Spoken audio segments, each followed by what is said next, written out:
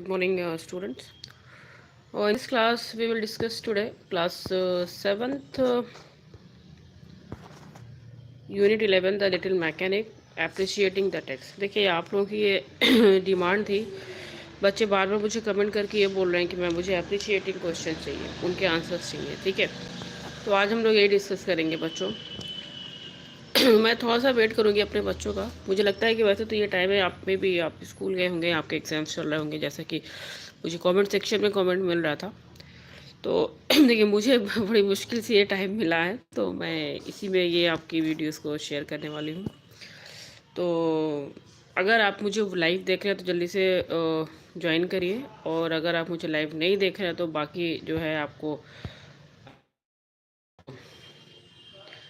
अपने आंसर्स को ये नोट डाउन करिए और एग्जाम्स की तैयारी करिए। ठीक है, तो चलिए शुरू करते हैं लिटिल मैक। चलिए पहला क्वेश्चन यहाँ पे देखते हैं। That is this is a non fiction text about a famous scientist, a biography. Which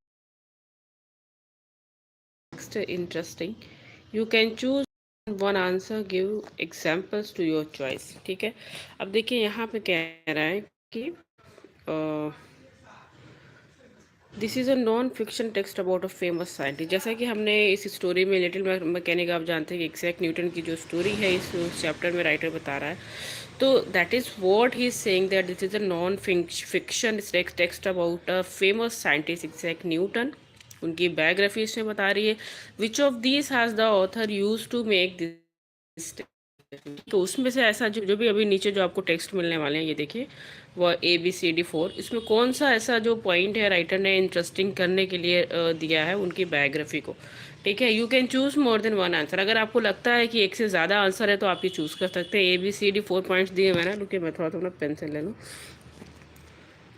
तो ये 4 पॉइंट्स जो दिया हुआ है बच्चों, उन 4 पॉइंट्स में से आपको, अगर आपको लगता है कि इससे एक से ज़्यादा आपके आंसर है तो आप एक से ज़्यादा उन आंसर्स को भी चूज़ कर सकते हैं।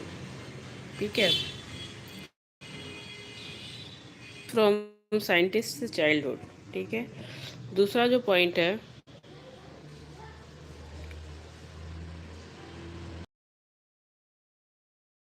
This important discoveries, stories of his games and toys. Stories told by the scientist himself. So these are the 4 points that you have to choose. What according to the writers he has used here in the text and made the biography of the famous scientist interesting. ठीक है, तो सबसे पहले तो पहला मुझे क्या लगता है कि आंसर ये एंड सी। देखिए, stories from the scientist childhood, उसने साइंटिस्ट है जो हमारे फेमस साइंटिस्ट है इसैक न्यूटन, उनकी उनकी लाइफ से तो उसने स्टोरी लिया है, उनके बचपन से उसने स्टोरी लिया है।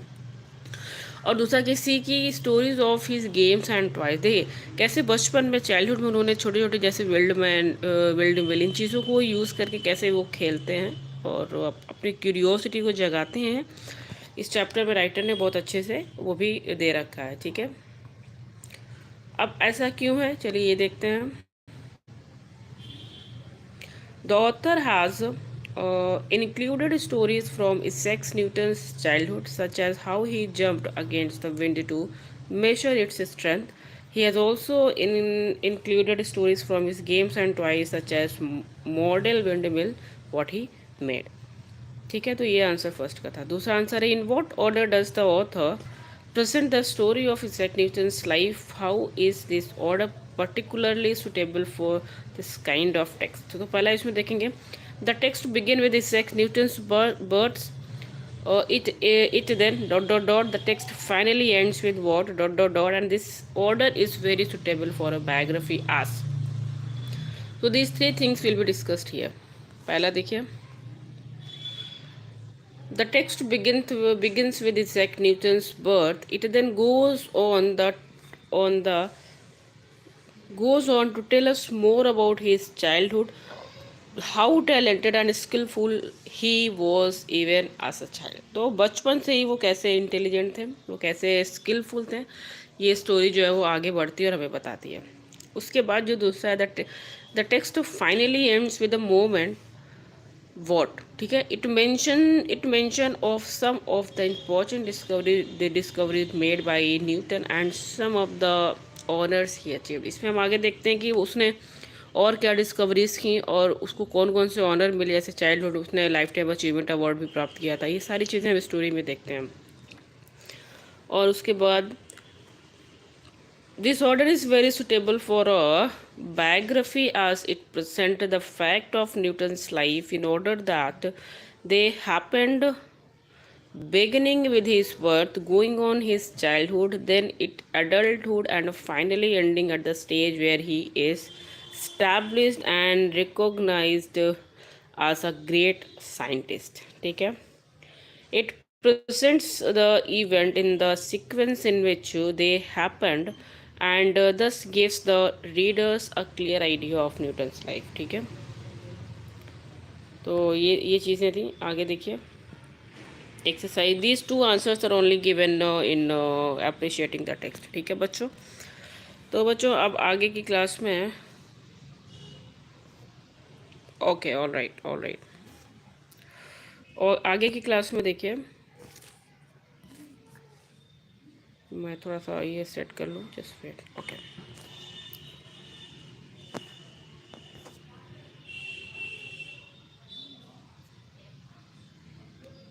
ठीक है, अब ये देखिए, change these questions to the passive voice. तो सबसे देखिए, active and passive voice is very important for the student. ठीक है, स्टार्टिंग से ही हम लोग ये चीज़ें पढ़ते आते हैं। मुझे लगता है क्लास 5 से भी, 5 तक तो मैंने क्लास नहीं लिया। I use to take class 6 and in class 6 it is there, है ना। तो what about in 5 I do not know, but class 6 से धीरे धीरे आपको इंट्रोड्यूस होता है, तो ये आपको आना चाहिए। तो as we are solving the exercises of class 7th, so what is active and passive things have been already uploaded on my channel, it is already explained in the class as well। तो पहले देखते हैं who solve this problem। देखिए सबसे पहले तो ये question देखिए, इंटरोगेटिव का क्वेश्चन है। ठीक है, इंटरोगेटिव का क्वेश्चन है, हु सॉल्व दिस क्वेश्चन। तो इसका आंसर दो तरफ से बनेगा कि who was this problem solve by, who was. देखिए why was is given, because आप जानते हैं कि if the simple sentence is given in simple past tense, was were के साथ थर्ड फॉर्म को यूज़ करेंगे और आपका जो एजेंट है वो हम यूज़ करेंगे। ठीक है, who was this problem solve by, तो अभी ये सिंपल पास्ट में है तो हमने वॉज यूज़ किया क्योंकि सिंगुलर की बात हो रही है। दिस प्रॉब्लम जो है वो एक सिंगुलर सब्जेक्ट है। ठीक है, दूसरा आप यूज़ कर सकते हैं कि by whom was the problem solved. अब ये बाई, ये जो एजेंट है, आप इस एजेंट के साथ तुरंत एक इंटरोगेटिव वर्ड लेंगे, then after you have to use the auxiliary verb और helping verb, then after you will go ahead. ठीक है, तो ये दो क्वेश्चन थे। Next is why is Dinesh cooking breakfast today. Why is breakfast being cooked by Dinesh today. देखिए cooking का use किया गया, आप यहाँ पे देखेंगे बच्चों, तो ये प्रेजेंट कॉन्टिन्यूस का टेंस है। और आप ये जानते हैं कि कोई भी कॉन्टिन्यू अगर प्रेजेंट कॉन्टिन्यूस का टेंस है तो is am are plus being plus third form को यूज़ करेंगे। पास्ट कॉन्टिन्यूस का टेंस है तो ए was were plus being plus third form को use. These are the rule that we have to follow in direct to indirect speech. ठीक है, सो Y is breakfast, देखिए हमने ऑब्जेक्ट को पहले कर दिया, सब्जेक्ट बना दिया। Why is breakfast, then after being should be used, being used by the next student. ठीक है, अब देखिए दूसरा जो पैसिव वॉइस है क्या है, what change did they notice in him. So what change was noticed in him. क्यों वॉज लगा है, क्योंकि ये डिड का यूज़ किया गया, इसका मतलब ये सिंपल पास्ट टेंस है। Number 4, will the principal address the students today. Will the students be addressed by the principal today. Will the principal address, ये देखिए फ्यूचर, सिंपल फ्यूचर का सेंटेंस है। और सिंपल फ्यूचर में सिंपली आपको will और shall के साथ बी का कॉन्सेप्ट प्लस थर्ड फॉर्म को कॉन्सेप्ट ले आते हैं। और पांचवा देखेंगे, when did the municipality demolish the old building. When was the old building demolished. ठीक है, ओल्ड बिल्डिंग कब डेमोलिश किया गया, किसके थ्रू, म्यूनिसिपालिटी के थ्रू। नंबर 6 है, half the student decided on a date. ठीक, has a date been decided by the student. ठीक है, अब देखिए just wait,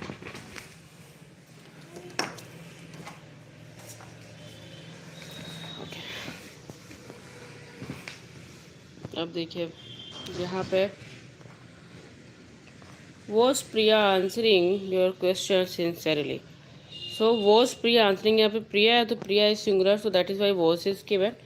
and after that were your questions being answered. देखिए were why it is use here because question that is given in plural form. Was were का concept अब तो आपको पता है कि बीइंग के साथ थर्ड फॉर्म का यूज़ करेंगे. ठीक है, फिर आठवां जो है वो है वन और the earth are the books my aunt lent me. One और the earth are the books lend to me by my aunt. उसके साथ ही देखिए, just wait.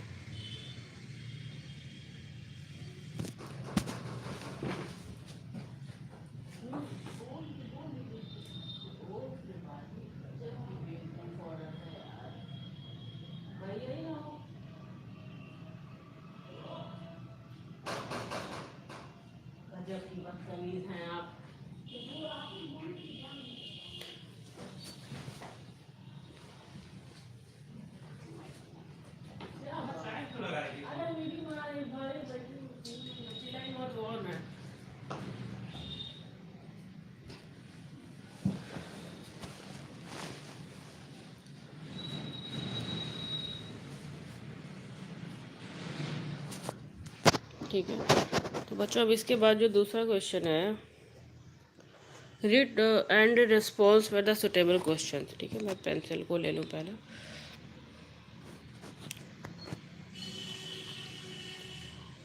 Late me take the pencil first.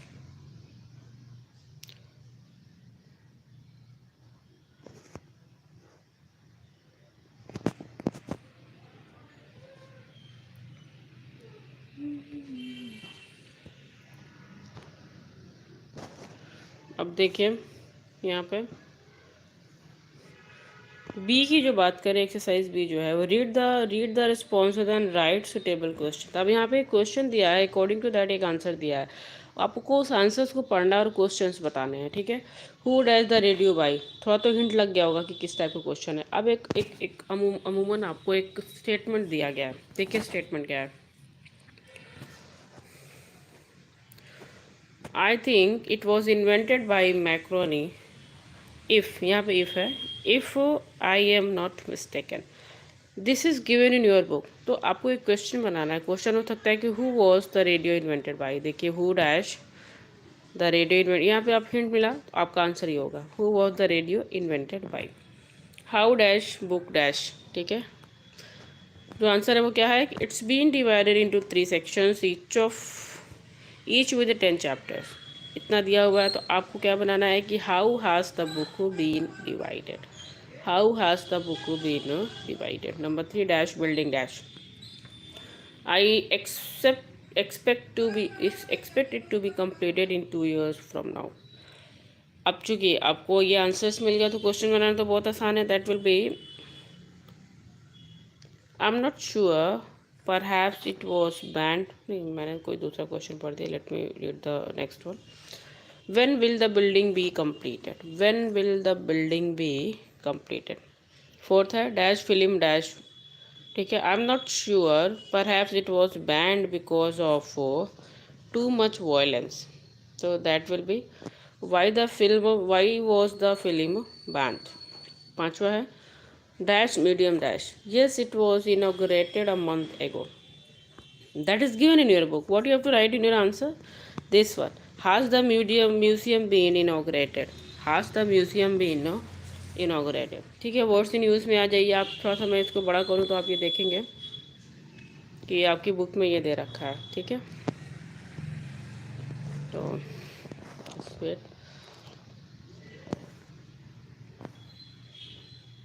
Curious ये antonym है, इसको match करना है. तो पहले तो क्यूरियस है, तो क्यूरियस को आप यहाँ पे देखिए controllable unintelligent limited unknown. Curious का ई होगा ऑर्डिनरी. ठीक है, तो आप यहाँ पे 1 लिख दीजिए. इनकंस्टेंट. इनकंस्टेंट का आप यहाँ पे देखिए.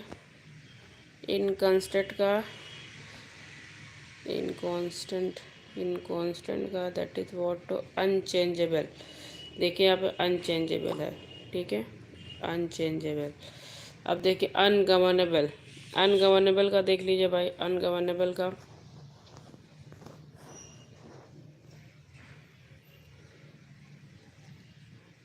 कंट्रोलेबल, ठीक है। इंटरनल, इंटरनल का देख लीजिए, इंटरनल का हो जाएगा आउटर, यह है आउटर एच। शार्प का, शार्प का हो जाएगा अनइंटेलिजेंट, ठीक है। फेमस का दैट इज अननोन, ठीक है। कॉम्प्लेक्स का सिंपल, बाउंडलेस का लिमिटेड। देखिए लाइन इधर उधर हो जा रही है, आप लाइन पे मत जाइए, just go through my words, ठीक है। और व्हाट इज लेफ्ट, देखिए क्यूरियस का ई लिख लीजिए, इनकॉन्स्टेंट का भी मैंने बताया आपको, ठीक है। अनगवर्नेबल का जी, और इनकॉन्स्टेंट का टू देखिए जैसे मैंने यहाँ पे लिख दिया है, जस्ट वेट, ठीक है। यहाँ पे आंसर लिखे हैं, यहाँ पे आपको आसानी होगी क्योंकि लाइन इधर उधर टेढ़ा जा रहा है। तो आप यहाँ पे देखिए पहले का आंसर ई जी, ये H B D F C. अब यहाँ पे देखिए आपको क्या करना है, rewrite each of these sentence adding the correct suffix from the box to underline word, ठीक है। अब ये देखिए ये जो अंडरलाइन वर्ड है उसको सफिक्स में आपको चेंज करना है। तो यहाँ पे दिया हुआ है every year we wait for the local carnival and anticipate a grand event. So every year we wait for the local carnival in anticipation, देखिए आई एन का यूज़ किया गया, ऑफ अ ग्रैंड इवेंट, ठीक है। ठीक वैसे ही for this recipe we use as many raisins as you can hold in your hand। तो इसका जो आंसर है वो ये होगा, for this recipe we use only a handful of this raisins, ठीक है। Third is whatever we achieve at the tournament it will be because of our coach. देखिए तीसरा क्या है, whatever our achievement at the tournament it will be because of our coach. Achieve को achievement में बदलना, ठीक है।